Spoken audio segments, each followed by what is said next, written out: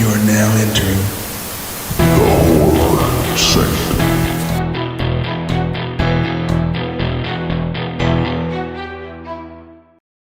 Hello and welcome back to the Horror Sanctum podcast. I'm Jay with John and Kellen. And we were lucky enough, I guess a month ago now, we got a screener for one of the most anticipated horror films of the year so far. Late Night with the Devil. You've probably seen this. It's been splattered everywhere. But we did get the screener, and we'll give you a month to watch it because I think it's such a great film, and we want you to watch it. So we can't give you an episode without spoilers. We suck at that so bad. So a month later from the release, here we are. If you haven't watched it, go watch it. If you have watched it, come on in. If you're unfamiliar with it and just want to listen anyways, okay. So Late Night with the Devil starring David Dashmatian. In 1977, a live television broadcast goes horribly wrong, unleashing evil into the nation's living rooms. Yeah, so Late Night with the Devil. First off, I want to start by saying I did really enjoy this movie. I thought this was probably one of the better Shudder. I think this is a Shudder original, unless they bought it. I think they bought it. I don't know for sure. TJ would know if he was here, but I think they bought it. Okay. Yeah, this is one of the better Shudder originals that I've ever seen. This is it really is kind of there's a lot of things going on in this film, and it plays on the idea of like what the audience sees as viewers, what we consume under content, what we believe, what we see, how we're skeptical, how we sometimes don't run away when it's time to run away. That's a big thing in the film. Sometimes we stay far too long, and because we think what we're seeing is just television, and perhaps television and real life start bleeding over. Just starting out, David Dastmalchian. Yeah, however you say it is right. Yeah, Dastmalchian. Just a really great actor. The first time I ever saw him was, I believe it was in The Dark Knight. He was one of the crazy Joker gang guys. And I mean, he's just a terrific actor. And in this role, he is so believable. He's sort of like if you took Jimmy Fallon, but Jimmy Fallon lost a lot in his life. It's like Jimmy Fallon on the worst day ever. And he plays that pathos so well. He's so well spoken. And I just watching it, I thought, this guy, if I didn't know this guy, I could believe he was a talk show host because he's so good at it. He kind of balances that that thing of, being likable, but also being a little bit of a carny salesman, but it's not like so far that you don't like him, but just that kind of good mix. He really plays that so well. They did a good job making it kind of look like the 70s, especially in the beginning when it's like the intro. They're going over the show. They're going over his life and the tragedy and his wife getting cancer. And it kind of sets up this tone of the film that something's going to happen, right? It's a slow burn film. The movie, it reminds me a lot of a Ty West movie. It's kind of like, not really Ty West now, but kind of like Innkeepers. Yes. House of the Devil. Is that the other one? Yes. Oh, I love both of those. But yeah, absolutely. Innkeepers was one of the things I was thinking about when I was watching this one. Yeah, it's very slow burn. Something's going to happen. You just don't know exactly when it's going to happen. But the shit's going to hit the fan. What's funny is the Carmichael character, the guy who's the skeptic.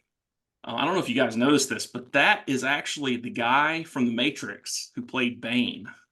If you remember the guy who Agent Smith gets into his body to come into the real world. Oh my God, it is. He's older, so you don't see it, but it's this because I looked at his eyes and I was like, that looks familiar, but weird. I haven't seen that. Yeah, guy he's the one forever. that he's how Agent Smith gets into reality. Exactly. Wow. Yeah. Mind blown, John. Yeah, it's weird. And it's one of those things where I think his voice and his aging, you wouldn't really see it. Something about him was familiar. The audience, it's funny how they play on the audience the entire movie. The audience they see things and they're gasping, but then they stay and they keep watching. And, Jack Delroy, the main character, is just kind of guiding you through this thing. And they bring out this girl, Lily, and they're going to try to talk to this demonic side of her. And I thought that was interesting. That was actually pretty creepy when they brought Lily out, and especially when she kind of shows her teeth and there's like these, the way they did her makeup with her eyes, it gave a lot of like Exorcist type vibes. I think that the only thing of the film for me that kind of hurts it is the ending, just because I think the whole movie sets up for this sense of dread, right? Something is going to happen. The shit's going to hit the fan. It's not going to be good for anybody. Even the side character that's supposed to be like Higgins from Late Night, he starts going through these things. He's hallucinating under the trance, thinking that all these things are happening.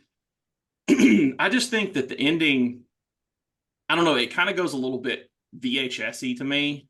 Like when Lily, spoilers, the very end, shit does hit the fan.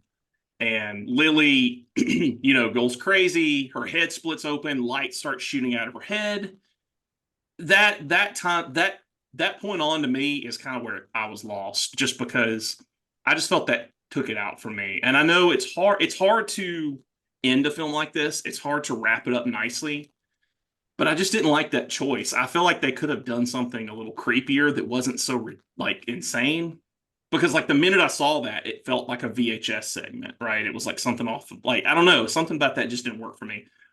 And I didn't like that, at the end they play with this idea that to get the ratings, he like sold himself, and now at the end he kind of comes out of this trance and he's holding this weapon and he's killed this girl and he thinks he was someone else. And I don't know, I didn't like that part of it.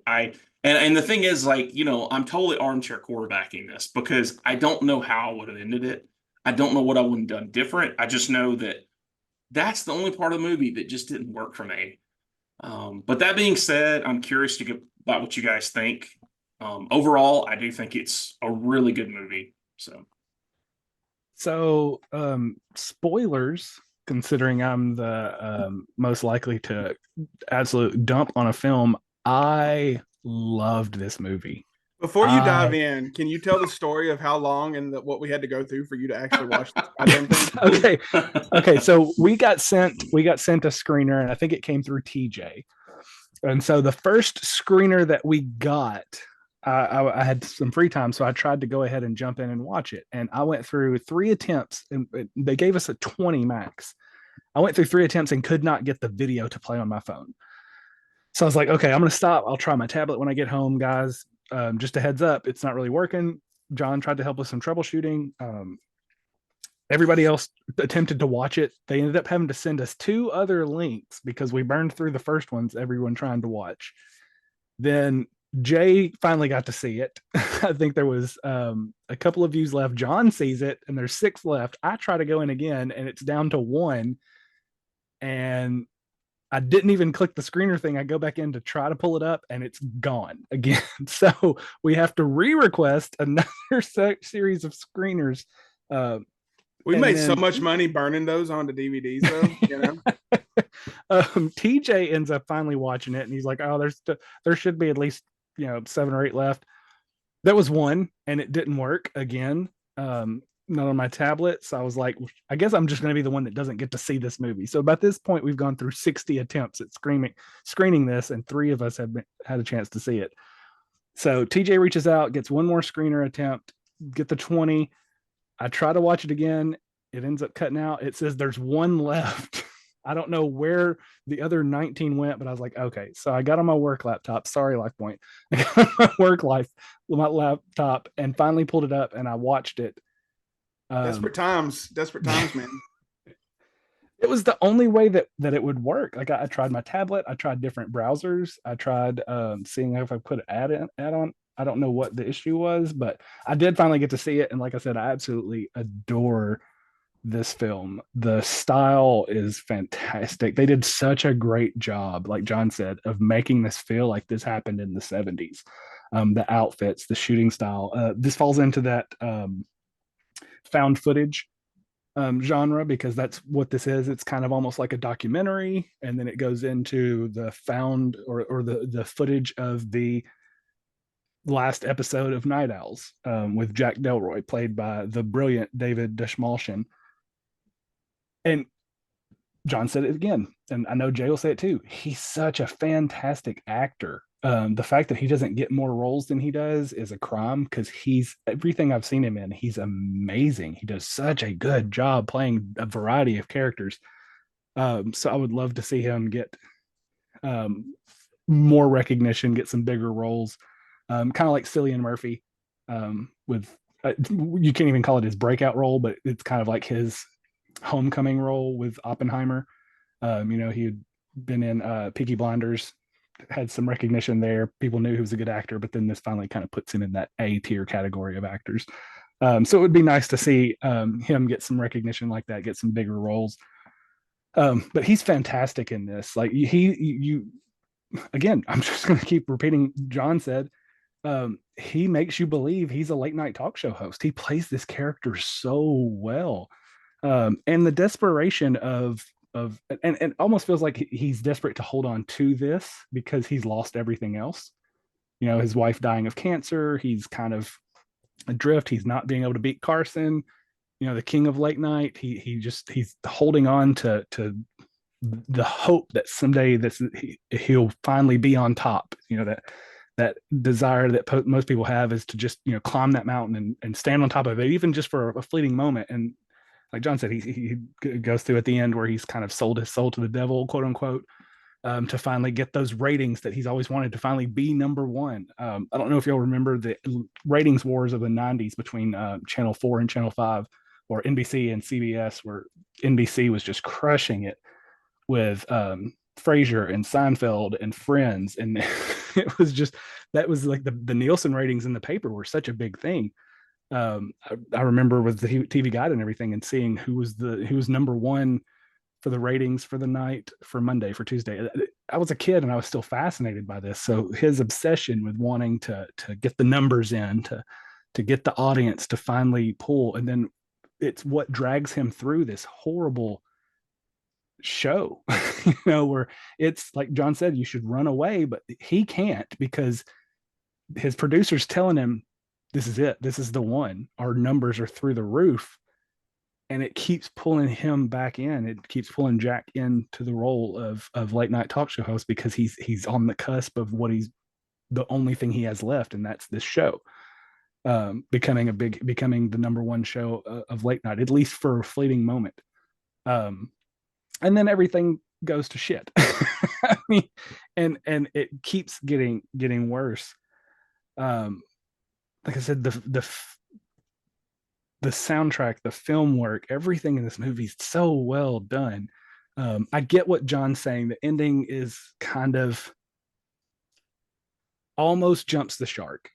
I won't say that it fully does, but it almost jumps the shark. I think if they would have gone a little more Exorcist with the girl, instead of having like her head kind of split open, and I think if they would have gone more of her, floating almost like a crucifix, and killing the people, and her face going back to that kind of marred and broken look when she was being possessed the first time, I think that would have been better. I thought the trippy sequence for Jack before he comes back to reality and he's holding the girl with the dagger, I think that was fine for me. I think it was kind of an interesting way to tell everything that happened before that, because I do believe that it's something that he lost his wife because he sold his soul to the devil, and this is the devil's way of claiming, like, you want to be number one in the ratings, we can get you there, but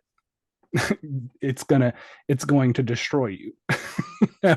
You'll get what you want, but I'll get what I want. So I kind of enjoyed the fact that was kind of almost like an homage to those psychedelic films of the 60s and 70s a little bit, where it's just quick scenes and everything's over the top and it almost feels like a fever dream. But everything in this movie, just for me, it just worked so well because it was so well acted. It was so well done. The skeptic being such an over the top douchebag, that's what you want. You don't want him to be timid. You want him to be in your face, so that when he finally gets his comeuppance in the end, you know, that was a little to me. That was a little goofy when he pulls the check out, like he's going to hand it to the girl that's possessed and obviously killing everybody in the room. Like I'm sorry, I'm not going to be like, oh, here's your check, just let me be. Like that would be the last thing on my mind. The thing in the forefront of my mind would be like, I've just shit my pants. That's how they're going to find my body, because I've just crapped my jeans. I've turned my blue jeans brown. But other than just a couple of little things, it was just such a good watch. I can see why it's got the kind of buzz that it's got. I think it's got a 7.5 on IMDb. It was just so good. It's one of the few movies in recent memory. I think When Evil Lurks was another one that just kind of pulls you in from the beginning. And that's a credit to the acting and the director, that once this movie starts, you're kind of in for the ride. And anytime a movie can do that within the first 5 or 10 minutes, can kind of pull you into their world and kind of have you fully engulfed. Like I said, it feels like this is just, they did just find video footage of number 2 rated late night talk show host. So yeah, I absolutely love this movie, and it'll be one that I'll own and proudly put on my shelf when it comes out. So bravo, right beside Suitable Flesh. So I know the answer from Kellen. John, have you seen Ghostwatch? Oh, the old 92 BBC. I've heard about it. I haven't watched it. No. I have been searching for that for a while, and I finally found it at Orbit DVD in Asheville last year. So it's basically kind of the same thing. So Ghostwatch premiered on BBC, and they treated it like it was a real news story, and they were trying to find this poltergeist, and then shit hits the fan, just like in this film. It's very similar. It's on Shudder right now, and I think they put it on just because this movie's coming out this as well. But definitely worth a watch. It's a little bit different. But when you watch it, you'll be like, okay, they 100% are fans of this film. David, what else can we say? He is amazing. And I see you looking at my story all the time, David. You need to come on this fucking podcast. But he's our screen king right now, I would say. Like, he's the king of horror. Film wise, he's got the comic book, the Count Crowley comic books. Like he's just there, and he's so relatable, because he's just a normal looking guy. If you put him in anything, I'll watch it. Plain and simple. So I liked the slow burn. Slow burns are 50-50. The only reason I would have watched this again immediately had I been able to, but I'm pretty sure in my attempts to watch it, I took probably 15 of those views, because I would start on my iPad and it would get so far in and then it would freeze. Then I would wait and wait, then I would refresh. So every time I refresh, it was taking another view. I switched to my phone. I'm not going to tell you where I watched it, but I ended up watching it. And like you guys, I absolutely loved it. But this is one of those movies I loved before I saw it. And I know we all have movies like that. John, I think you were probably that way with Roadhouse. Am I right? I was ready for it. Yeah. You just have those things that you're excited for. And this is 100% on the tomato meter. And I get it. And Love Lies Bleeding. I don't know why I'm so hyped for that movie. It looks cool. Yeah. Looks interesting. We know why. But I've been listening to the music. I've been listening to the song from the trailer all week. Oh, okay. You just staring at the camera like that after saying that's very strange for some reason. It's very creepy. They can't see you. Small Town Boy. That's the name of the song. Because when it Bronx and beats. But slow burn movies, like Ty West is a great example. I love The Innkeepers, but nothing happens in that damn movie. Nothing happens until like the last 10 minutes. This is the same way. So it's like the last 20 is when it really kicks up. And I agree with the jumping the shark. It does almost feel that way, but I don't think they quite got that far. But I loved it. I loved the concept. I'm a found footage guy anyways, which is what we would file this under. I know that genre gets a lot of hate. It's hard to do right, honestly, I think. I'm actually talking to the guy, Horror in the High Desert.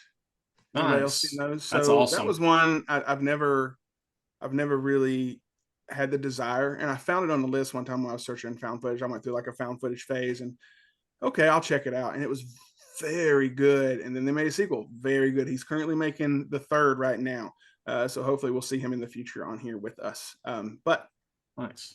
I'm a big found footage guy. I think found footage, you either give it a 4 higher or a 2 or lower. Like there's no middle ground, it seems a lot of the time. I guess some of the VHSs could, but those are anthologies, which I would treat a little bit differently. But anyways, everything about this film worked. The style, the cinematography, the acting, the way they shot it, the cutscenes, the fever dream stuff. It was all perfect. They filmed it perfectly. This is the one, and didn't it have like 15 production companies in the open? It's like a minute and a half of production companies, which is sad. That's how much trouble they had to go through just to get funding to get this made. They had to keep going through these production companies, like, and then we're sitting there as the audience, like, okay, there's another one. There's another one.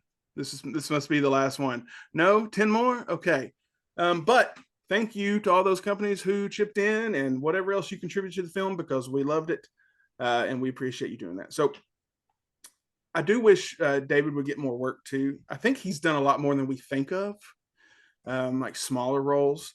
Yeah, But he's I never a think, lead. He's kind of like an accessory character in a lot yeah, of like he movies. was Polka Dot Man in the last Suicide Squad movie, and he was fantastic as Polka Dot Man. He's worked with Uh, some huge directors though. yeah, Like if you great look at his stuff. resume, it's insane. It says he's in Oppenheimer as well. Mhm. Yeah, so I think he was already teetering on like skyrocketing, but I think after this film comes out, it's gonna tip him over, and I think we'll see a lot more of him. It's also, we talked about like Let Me In, and how this much hype on a film can be a bad thing. Like everybody was like, you've got to see Let Me In. It's the best horror movie. It was awful. We all hated it, right? Well, hate is stronger, but none of us are dying to watch it again. So it didn't play in that one's favor. This one is one where all I've heard about this for last year, I've heard about this movie for the last year now. Keep seeing posts, you keep seeing posters, you keep getting excited. The hype was real. You heard it from us here. The hype is very real. Like I said, I think by the time this episode comes out, it is streaming on Shudder. So please go watch that movie and let us know what you think. So if anybody doesn't have anything else, we'll get around to our ratings, and then we'll close up shop. TJ texts me his rating for this one. By the way, he'll be editing himself in somehow after this point, probably after the Keep It Spooky part. He has had some things on his schedule that haven't worked out. So stay tuned for him. He did give it a 4.5, which I agree with. I also gave it a 4.5. So John, let's go with you.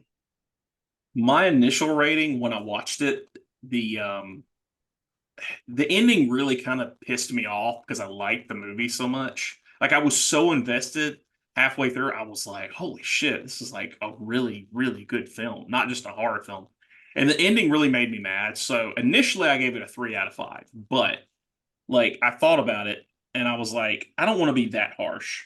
The ending I think is still problematic. So realistically, I would give it like a 3.5 out of 5. But that being said, I'm very tough on ratings, and 3.5 out of 5 is like really good for me. So it really is. I don't. if you Yeah, listen to enough, it really is. And I don't. Yeah, I agree with you about the ending. It did feel different, and it did feel like it went to a VHS anthology film all of a right. sudden. But again, like you said, what would we have done differently? Like I have no idea. I'd have to really, really think hard about that. Yeah, it's solid. I recommend it for anyone. Kellen? Yeah, and real quick, if this poster, I absolutely want this poster on my wall. It's so beautiful. All the posters are beautiful. Also, spoiler alert: the one you have behind you, I got a coupon from Sticker Mule, one poster for like $9, 11 by 17. So I put that poster on it. And technically, they shouldn't have allowed that because that's copyright infringement, but it should be coming soon. So I'm excited about that. So if you get on Sticker Mule, make yourself a poster if you can't find one. Noted. Yeah, I mean, I like I said, I adored this movie. I can't wait to actually sit down and watch it at home once it comes out on Shutter or Blu-ray, whatever way I can get a hold of it. So I will say it's probably going to sound a little lower, but me and John have talked about this before, and we're very stringent kind of with our ratings. So when I say a four is that's a 8 out of 10. It's an 80% movie. That's a four is high for me. And like I said, I really, really enjoyed this movie. And I never say this on the show, but I literally can't wait to watch it again. Did you what? I didn't catch what ranking you gave it. I said a four. Oh, you said a 4. Okay, I completely missed that. Said, with all, and then I explained why a four was good. Where are you at? So that gives us a 4.1. We'll call it a 4. And yeah, I get what you're saying. Like, we all have our rankings based on different aspects of what's important to us. Like, mine is, this is a movie I wanted to show everybody, which I've mentioned many times before in the past. Like, if it's a movie that I want to share as soon as I watch it, it's going to be high up there for me. So, all right. Yeah, and I think it's like a 4.5 is close to perfection. So, and I think the ending is what pulls this down to a 4. Like John said, it just didn't quite hit as well as the other 95% of this movie did, but still solid film and definitely honestly worth a we watch. probably should have taken like half a point off because of how much trouble we all had fucking had trying to Damn it, Shutter. That's going to be it for this episode. Be sure to subscribe to our YouTube channel and to wherever you're listening to this podcast. Follow us on Instagram, follow us on TikTok, join the Facebook group. Stay tuned for TJ sometime after this. So, Late Night with the Devil, man, this is a wild story how we were able to kind of get this. I don't even know how I ended up on some random PR film guys email list for the podcast, I guess, who just happened to be representing Late Night with the Devil before I think it even got picked up by Shutter. I do believe Shutter bought it after it was already produced, or they might even put in like the last little bit to get it made.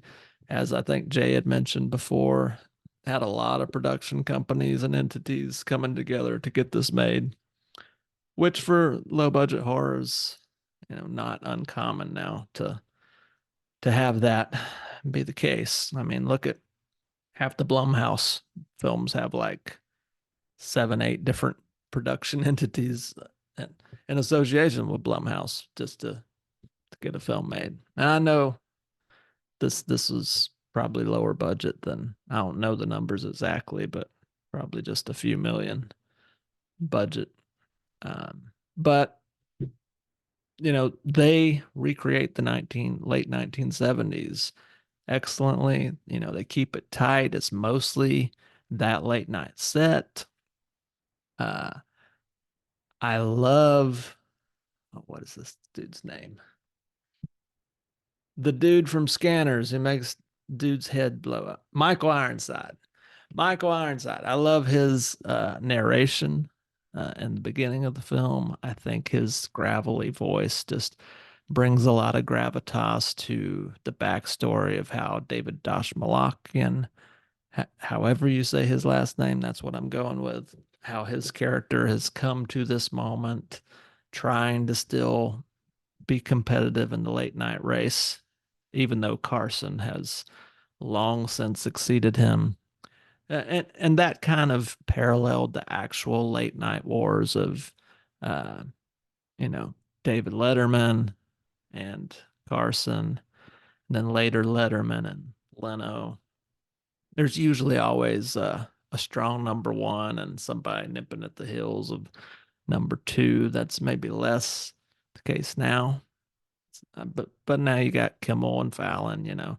I don't think it's as pronounced as it used to be in terms of that, who's really vying for the live audience in the streaming, internet age, where everybody watches things after the fact anyway. It's not as competitive, I don't feel like, these days. But back in the day, when there's only like 5, 6 channels, very competitive for those late night eyeballs. So I enjoy that it picks an era in time and just magically makes this imaginary character and show just live pretty well in that era. Um, David Dashmalakian is a wonderful character actor. This is the best film I've ever seen him in. This is probably his meatiest role that I've seen him in. He usually crops up as a little character actor, bit role here or there, but he always, he has that interesting face and mannerisms. I mean, he's one of the best character actors out there today. And this really gives him an opportunity to step into a lead role, and I hope he gets a lot more of them. I think he is this film. The film is pinned on his characterization of this character who's grieving the loss of his wife, and ultimately, spoiler alert, as has well been done by now, that becomes his undoing. And it's kind of like a Greek tragedy. It's a classic, or even a Shakespearean tragedy. It's this classic thing of the duality of selling your soul to be famous, or to win the late night ratings war. What are you gonna do in sweeps week? Oh, well, we're gonna have a devil themed thing, which is not uncommon, because that was in the era, late 70s leading into the 80s, of the satanic panic and all the things that came with that in the media. It was exploited a lot by news outlets, by talk show hosts, daytime talk show hosts. Not out of the realm of possibility for people in the late night scene to have done something like this, and maybe actually brought on a possessed person, or people trying to debunk it. The cat who was in some of the Matrix movies, who plays the skeptic, the professional skeptic, who's trying to uh, debunk all of the magic trickery of the possessed girl and her handler. He is based on an actual dude who did that, the Amazing Randy, who was a touring magician, and then at some point started exposing tricksters and magicians, and he exposed the DeFeo family of the Amityville horror fame, who lived in the house for like 28 days and then moved out, wrote a book, got a movie deal, all the things. He was one of those dudes that skeptically would come in and debunk a lot of these things in the paranormal world for real. And he did that for years. And he got to be on a lot of those late night talk show hosts. So that character is very much based on him, and is a homage to that, which grounds it more in reality, because it's very much, you would have had that guy on in the late 70s, early 80s. And man, I love everything about this movie. The screener, for the record, worked for me first time through, made it all the way through. Thanks again, Shudder. Thanks again, the PR people who were very patient with my multiple requests to be able to get all four of us to watch this film. I'm, for the record, probably going and watching it soon while it's in the theater, late night showing. Highly recommend, if it's still playing. I don't know if it'll still be playing when this releases. Likely not, but you need to watch it on Shudder. You need to buy the physical media like I'm going to when it comes out. Support this film. That people only get opportunities to make stuff like this if they get a lot of eyeballs on it, and a lot of eyeballs on it in that kind of first quarter when these things are showing. People get multiple picture deals off a lot of that stuff. So highly recommend you go out there, you support this film. It's one of the best. It's a subgenre. It's in the found footage genre. It's one of the best found footage films, I think.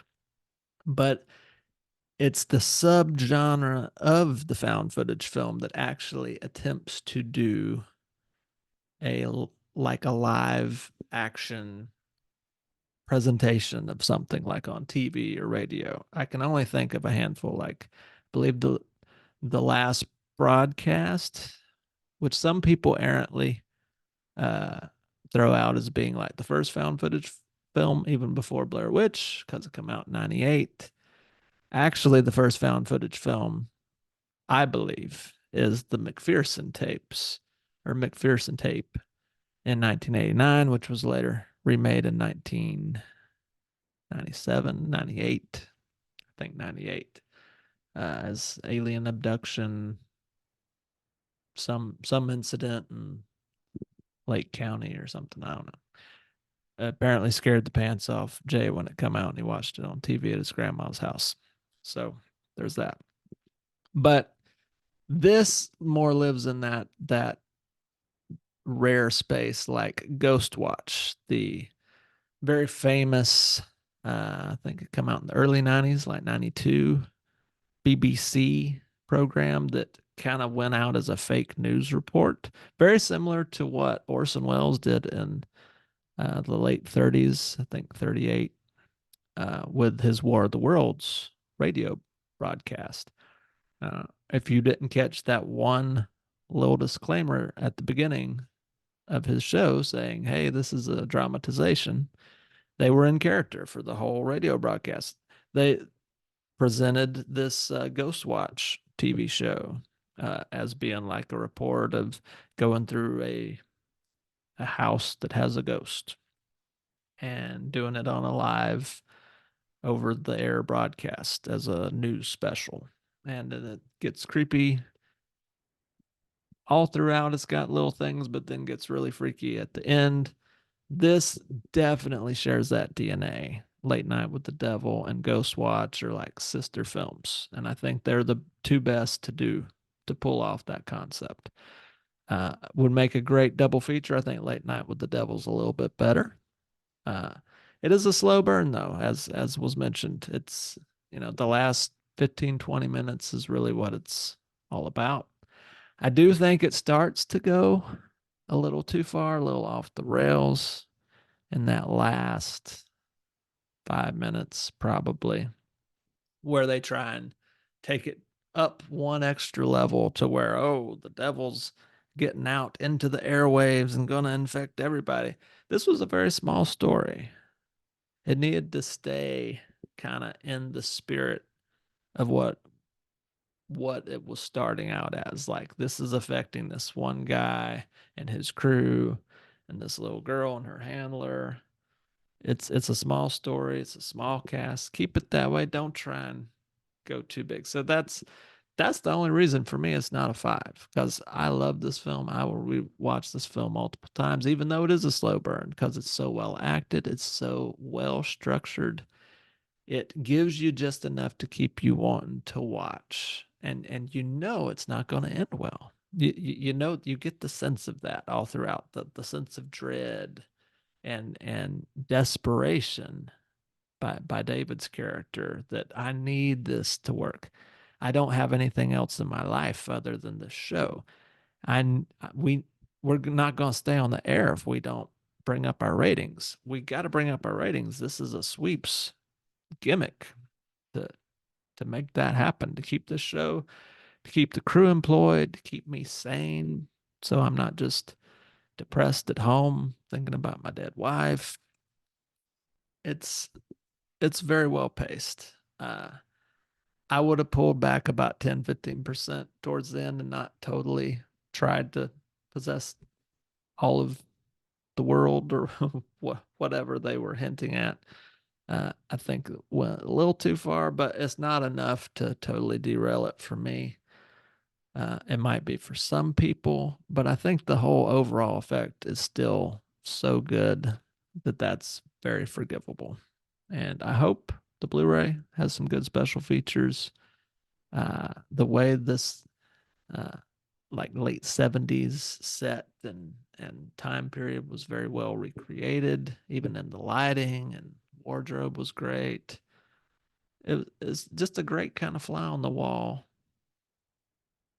idea of like, what would it be to be in this old studio in Chicago in the late 70s when somebody brings this demon possessed girl and then it all hits the fan, goes crazy. This is the best version of that I think you're ever going to get. And I love it. I give it 4 out of 5, and I highly recommend it. Run to go see this movie. This movie it might be the best horror film you see this year. I mean, it's early. It's definitely the best in the first quarter of this year. 100%. Highly recommend it. Go watch it.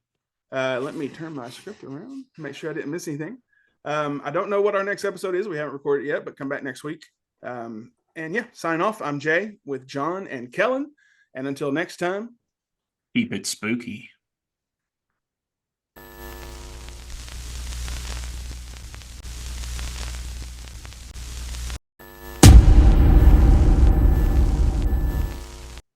spooky. Nice. I almost did it myself the first time just to fuck with y'all. Until next time, keep it spooky. Yeah, this was, I would have been disappointed if I didn't get to see this, even though it was literally a nightmare trying to get I was that screener disappointed to for work. you. I was worried. I was. I worried. gave- I'm I sure gave- you were. I'm sure you were itching to just go. You know what? He hadn't watched it yet. I'm just gonna go ahead and use that last watch for myself.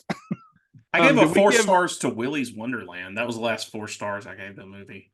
Not on here. You didn't. Son. Not on here. That right. Did we give April Fool's Day a 3? Is that what we ended up with? A 3, Yeah, 3 and a think 4. so. I think TJ was the only one that was below a 3. Mhm. That surprised me. Willy's Wonderland. You gave that a 4? I gave it a 4 because it was just so. The thing that got me in that movie was every time he would take a break every 10 minutes and play the pinball and drink. I just thought that was fucking hilarious. Like that sold it He for has me. no dialogue. That's You didn't like it? Did you like it? no. I love the okay. movie. I Yeah. mean, I don't know that I'd give it a 4. But it was Nicolas Cage made that film. Like for sure. to have zero dialogue in a movie and still command that kind of screen presence, like Yeah. and anybody who's like, did you ever watch Community, John? Yeah, back in the day. The Abed episode where he gets asked the question in his theater class or movie class, is Nicolas Cage a good actor? Oh yes, yeah, I remember that. He Yeah, has yeah, the yeah. binder and the research. Look, he's Yeah. made some absolute terrible movies, and he has been a questionable. But when Nick Cage is on his A game, Unstoppable. there is, I mean, he commands. I mean, just and it's the spectrum of movies. Like you go back to Leaving Las Vegas, to Raising Arizona. What was the one? City of Angels, Con Air. National Treasure, Willy's Wonderland. He's done. What was the vampire movie? Vampire's Kiss. No. Oh, Renfield. Renfield. Mm-hmm. He has played. I mean, all of my bitching about Robert De Niro always plays Robert De Niro. I don't think Nick Cage has ever played the same style of character twice. Now, Nick Cage has been Nick Cage to the extreme in some movies, but he has played such a variety of characters. Aside from the makeup and stuff, he's on par with Johnny Depp when Nick Cage is being at his best. Ghost Rider. That movie is so much fun. Like that It first is. one. Yeah. The I love second With it. the one is Vengeance is awful. not great. Oh yeah. The second one is a U-Ball movie. Yeah. Ugh. It's not good. Blood I was Rain. I don't know that I've ever been as disappointed in a sequel as I was with Ghost Rider 2. Like it just fell off a fucking cliff. Yeah. Like the piss and fire. Like I don't care if he does that or not. That's awful. And Idris Elba was in it. Like it's just nuts. Yeah, it was not good. But yeah, I would put Nicolas Cage when Nicolas Cage is actually committed to a role. What was that adaptation? Was that the movie he was in back in the early 2000s? Another fantastic, just out of left field role, and he crushed it. Like I don't get why Nick Cage gets so much hate. I know it's probably because he's made so many direct to DVD movies. Well, he direct to needed that Blu-ray money to pay movies, off but- all his debts. But we didn't talk about AI during this episode. Oh yeah, AI. Let's do a 3-minute clip Okay. with this real quick. Can we do that, and then we can put it Yeah. on TikTok? What do you mean talk about AI? What do you exactly About want what? us to do? So I sent this. I think you saw it. You comment on it. The people saying they're not going to watch the movie. Yeah. Right. So we're giving our opinions on AI, not like the specific AI. Well, we're going to talk because about I have no this. idea what part of the movie was AI. I'm guessing I it's don't the either. girl We're just going to head talk spinning. about the people that said they're not going to watch it now because of this. Okay. Okay. So 3 minutes, John. Can you keep it? Somebody keep a timer because I don't have my phone in front of me. I got you. Because that's TikTok's as high as we can go. So, all right, ready? I'll put my hand up when we're at 2:45. Okay. Cool. You ready? Yep. All right. So, if you listen to this week's episode, Late Night with the Devil, there was a part we left out that we wanted to talk about. So, the day we recorded this episode, someone posted on Facebook, said Late Night with the Devil directors explain using AI art in the film. And the person who posted this said, and then I just clicked the comments. There were only 3 at the time, but how bad is it? God damn it. Well, that's disappointing. And this person said, well, now I can't watch it. Thanks, morons. This drove me insane. People, AI art is still fucking art. If you're not selling your art because AI is taking over, be better at it. And you not watching a movie because and even if it's the whole movie, you simply not watching a movie because it's AI is the equivalent of me not ever going to a grocery store because they sell onions and I hate onions. It makes no fucking sense. And we had this conversation earlier. I'm like, let's do this real quick, make a little video for TikTok and give our opinions on that. I'm going to pass over to Kellen. Yeah, and I made the comment in that chat. This is a low budget film. This doesn't have the budget for big special effects. This isn't Marvel. This isn't Disney. This is a small budget film. And if they can benefit from using AI to add to the feel, to add to the story, so that they can use the funds for other things, absolutely. I mean, AI is just generating something for you, and the big problem that I have with a lot of these artists that are bitching about AI being used is you're overvaluing your art to begin with. I'm sorry, Debbie. Your painting of a tree in the middle of a meadow that took you 3 hours is not a $500 painting. I don't care if you're still trying to pay off your liberal arts degree from Nobody Gives a Shit University. AI is a beneficial tool. Now, I understand if big companies start using it so that they can save money to not have to hire people, I get that complaint, but we're talking about a low budget film that used it as a way to enhance the movie they had already created to keep under budgetary constraints. And if somebody wants to create a logo and they don't want to spend the money to have somebody actually do it for them and AI makes one that they're happy with, by all means use that. John? Listen up, you artsy fartsy motherfuckers. You need to. I'm just kidding. We're gonna get flagged for bullying. No, it's a tool, like you've said. I mean, it is a tool. It's not the devil. It's just a tool. It's like anything else. If you think about when digital filmmaking started, and everyone thought it was the end of the world, when CDs came out, it's technology. You have to use it responsibly. There is not an answer to this of no or yes. It's a matter of how you use it. So, do I think AI is a good thing? Yes. Do I think it can be a bad thing? Sure. But it's not one or the other, you know? Yeah, it's not one or the other. Get over yourselves, people. Get over yourselves. All right. New episode out now, Late Night with the Devil. Go check it out. Perfect. I know I didn't have a piece of paper in front of me, and I thought about that before we started recording, and I was going to write AI, and I didn't, so I just completely blanked. But it's interesting we all have the same opinion, though. Like, I'm surprised that out of the 3 of us, because I mean, we all have kind of like similar ideologies about certain things, but then other things, like we all I thought TJ would be against AI just because the way he feels about pirating. Well, TJ can be against whatever he wants, Mr. 2.5. Yeah. Not here to defend himself. I watched April Fool's Day and didn't shit on it, and TJ did. It's like, why? Like, why are you trying? Unbelievable.